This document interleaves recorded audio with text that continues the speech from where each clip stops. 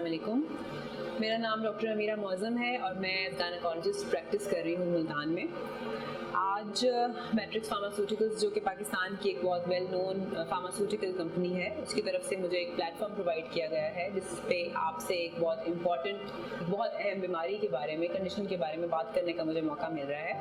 और matrix pharmaceuticals इस बीमारी के हवाले से इस महीने एक मुहिम का आगाज़ कर रही है जिसमें कि इस बीमारी के मुतालिक आगाही फराहम की जाएगी आप लोगों को। इस बीमारी का नाम है पॉलीसिस्टिक ओवेरियन सिंड्रोम या पॉलीसिस्टिक ओवेरियन डिजीज़। ये बीमारी से ज़्यादा एक कंडीशन है जिसके अंदर 2 से 3 मज़ीद कंडीशंस या प्रॉब्लम्स के साथ पेशेंट आपके पास रिपोर्ट कर रहा होता है।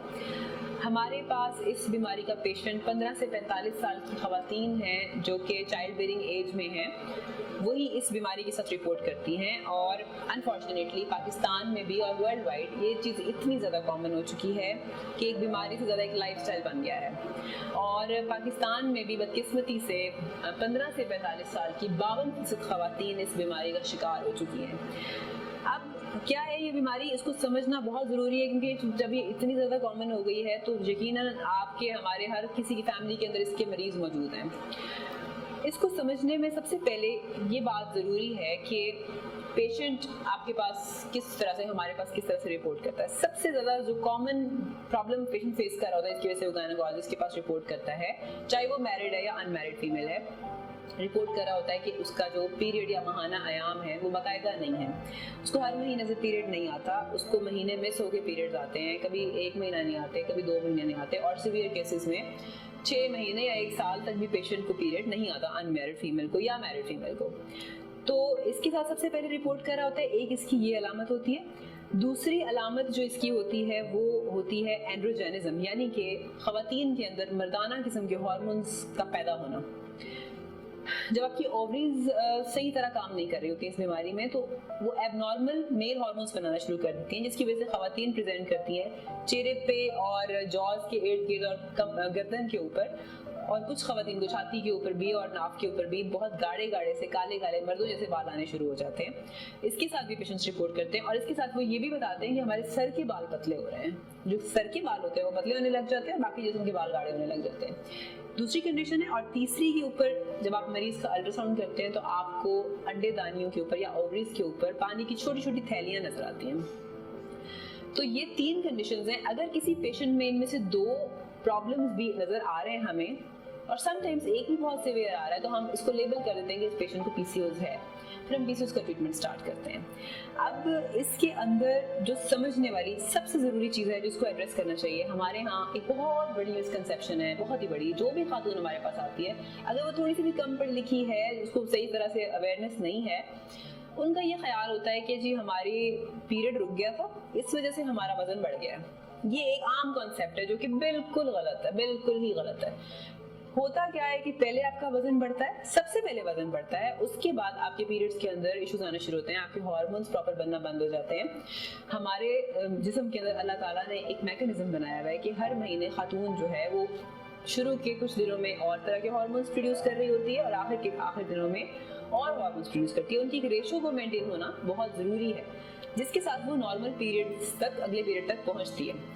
पॉलीसिस्टिक ओवेरियन सिंड्रोम के अंदर वो नॉर्मल रेशो हार्मोन्स की डिस्टर्ब हो जाती है, जिसकी वजह से हर महीने एग्जैक्ट टाइम के ऊपर वो हार्मोन्स रिलीज नहीं होते जिन्होंने कि एग बनाना होता है। बेसिकली होता ये है, सबसे पहले आपका वेट बढ़ता है। वेट बढ़ने के साथ आपकी बॉडी की जो वेट है, अगर कद के हिसाब से आपका वजन ज़्यादा है तो आपकी दिमाग से जो हार्मोन्स बन रहे हैं वो उसी क्वांटिटी में बन रहे हैं, लेकिन आपका चूंकि वजन बढ़ गया इसलिए वो हार्मोन्स आपके वेट को बैलेंस आउट नहीं कर सकते। इसलिए टाइम पे रिलीज होने की बजाय डिलेड रिलीज होना शुरू हो जाते हैं, और डिले रिलीज होने की वजह से पीरियड डिले होना शुरू हो जाता है। मोर ओवर इसके ऊपर इफेक्ट ये होता है कि आपके जो एग्स जो नॉर्मल साइज के बनने थे, अगर आप बिल्कुल हेल्दी हैं, आपको पीसीओएस नहीं है, तो आपके एग्स नॉर्मल साइज के बनने थे, अब वो नहीं बनते, नहीं बन पाते क्योंकि आपके हार्मोन्स प्रॉपर नहीं है। आपका एग जहाँ इतना बड़ा बनना होता है वहाँ छोटा सा एग बनता है। अब वो एग मैचुरेशन की तरफ नहीं जाता, यानी कि वो पूरी अपनी जो एक फुल फॉर्म होती है जो कि ओव्यूलेशन के लिए हमें चाहिए, वो अचीव नहीं करता। और वो छोटे छोटे एग्स जो हैं वो आपकी ओवरीज की सारी साइड्स के ऊपर इकट्ठे होने शुरू हो जाते हैं और यही पैटर्न हमें अल्ट्रासाउंड के ऊपर नजर आता है। As a pearl necklace affair, जिस तरह मोतियों का हार आप पहनते हैं उस तरह की छोटी छोटी सिस्ट बन जाती हैं। अब ये सिस्ट क्या करती हैं कि फर्दर खराब करती हैं पॉलीसिस्टिक की कंडीशन को और नेक्स्ट साइकिल में मजीद आपके एग्स की ओवुलेशन को खराब कर देती हैं। तो ये इसका एक रफ सा इंट्रोडक्शन है कि ये होती किस तरह से है। अब समझने की बात ये है कि इस बीमारी में सबसे ज़्यादा कसूर ना तो किसी दवाई का है ना किसी डॉक्टर का है, इसमें सबसे बड़ा कसूर आपका अपना है, हमारा अपना है, पेशेंट का अपना है। ठीक है, इसमें ये है कि सबसे बुरी जो चीज़ है वो आपका लाइफस्टाइल है। आपका लाइफस्टाइल बड़ा ख़राब हो चुका है हम सब का। हम लोग चलना फिरना पसंद नहीं करते, हम लोग बहुत फजूल किस्म की ग़िज़ा खाना पसंद करते हैं, हम जंक फूड्स बहुत शौक से खाते हैं, हम कार्बोनेटेड ड्रिंक्स पीते हैं जिसमें कि कार्बोहाइड्रेट लेवल बहुत ज़्यादा होते हैं, जिसकी वजह से गंदी वाली इंसुलिन हमारे जिस्म में बनती है, जो अच्छी क्वालिटी की इंसुलिन हमें चाहिए वो नहीं बन पाती है, जिसकी वजह से ये सारे प्रॉब्लम्स आना शुरू हो जाते हैं। तो इसमें सबसे पहले एड्रेस करने वाली जो चीज़ है वो ये कि अपना लाइफस्टाइल बेहतर करें।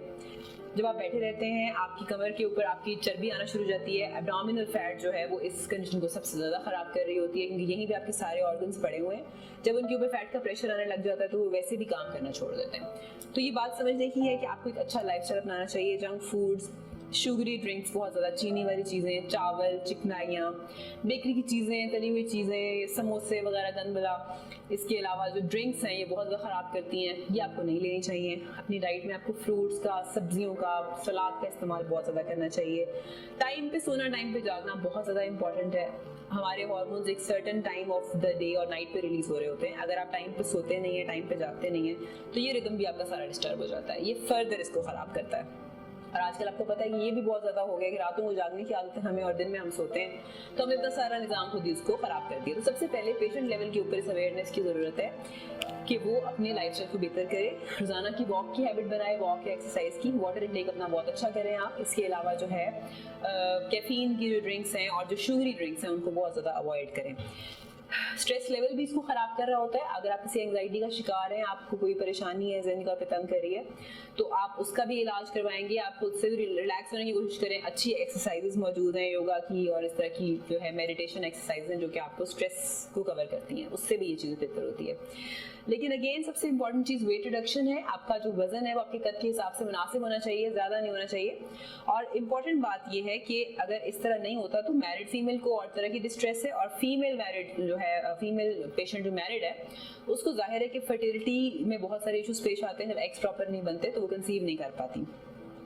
तो इसमें एक और जो चीज़ इंपॉर्टेंट है, बहुत इंपॉर्टेंट है, वो ये है कि पॉलीसिस्टिक ओवेरियन सिंड्रोम दरअसल एक समझने के पेरेंट है एक बहुत सारी और बीमारियों का। अगर आप पॉलीसिस्टिक ओवेरियन सिंड्रोम का शिकार आज हैं, आप यंग हैं, कल को जब आपकी एज 40 ईयर्स या उससे क्रॉस करेगी तो आपको टाइप 2 डायबिटीज़ होने के चांसेस बहुत ज़्यादा हैं, बहुत ज़्यादा हैं। आप ऑलरेडी वेट ज़्यादा है आपका, आपके पास चांसेस ज़्यादा है। आपको हार्ट डिजीज़ होने के चांसेस बहुत ज़्यादा हैं। आपको खुदा न खास्ता फॉलेज की बीमारी, दिल की बीमारी, वेल्व्स की बीमारी होने के चांसेस बहुत ज़्यादा हैं। तो आज इसको आज ही कंट्रोल करें। और इस सिलसिले में लाइफस्टाइल के साथ बहुत सारी अच्छी मेडिसिन हैं, स्पेशली मैट्रिक्स फार्मास्यूटिकल्स इसका पाइनियर है, मैं जानती हूँ पर्सनली, क्योंकि बहुत पुराने इनकी मेडिसिन चल रही हैं इन द फॉर्म ऑफ मायोइनोसिटोल और डीकायोइनोसिटोल, 2 कंपाउंड्स हैं जो कि बहुत हेल्प करते हैं वेट रिडक्शन में, गुड क्वालिटी इंसुलिन प्रोड्यूस करने में और आपकी जो है एग्स की क्वालिटी को इम्प्रूव करने में। इसके लिए उन्होंने स्लिक्स और स्लिक्स डीएस के नाम से कुछ सैशेस इंट्रोड्यूस करवाए हैं जो कि आप डेली बेसिस पे पेशेंट को देते हैं, हेल्प करते हैं वेट लूज करने में, साथ पेशेंट अपनी एफर्ट भी करता है ऑब्वियसली। तो ये सारा कुछ मिल मिला के इसको कवर किया जा सकता है। पीसीओएस ट्रीटेबल कंडीशन नहीं है, इसका मुकम्मल इलाज मौजूद नहीं है, लेकिन इसको प्रिवेंट करना आसान है। आप थोड़ी सी मॉडिफिकेशन ऑफ लाइफस्टाइल के साथ और अच्छी मेडिकेशन के यूज़ के साथ, क्वालिटी मेडिकेशन के साथ आप इसको काउंटर कर सकते हैं। और बहुत सारे पेशेंट्स माशाल्लाह मेरे पास भी आते हैं तो बहुत अपनी एफर्ट के साथ भी और मेडिकेशन के साथ बहुत अच्छे रिजल्ट्स आते हैं इसके अंदर। अगर आप थोड़ी सी मेहनत कर लेते हैं, थोड़ा सा सेक्रीफाइस करते हैं, अपना लाइफस्टाइल बेहतर करते हैं, तो इसको बहुत हद तक आप प्रिवेंट कर सकते हैं। अलबत्ता क्यूरेबल ये नहीं है कि एक बार हो गई है तो इसकी डिग्री ऑफ जो है इंटेंसिटी वो चेंज होती रहेगी, लेकिन इससे बहुत हद तक काबू पाया जा सकता है। तो मुझे उम्मीद है कि आप लोगों को डिजीज़ बहुत हद तक समझ आ गई होगी और इसके अलावा इसको किस तरह से प्रिवेंट करना है वो भी समझ में आ गया होगा। तो बाकी अल्लाह ताला सब मरीजों पे रहम करे और बहुत बहुत शुक्रिया।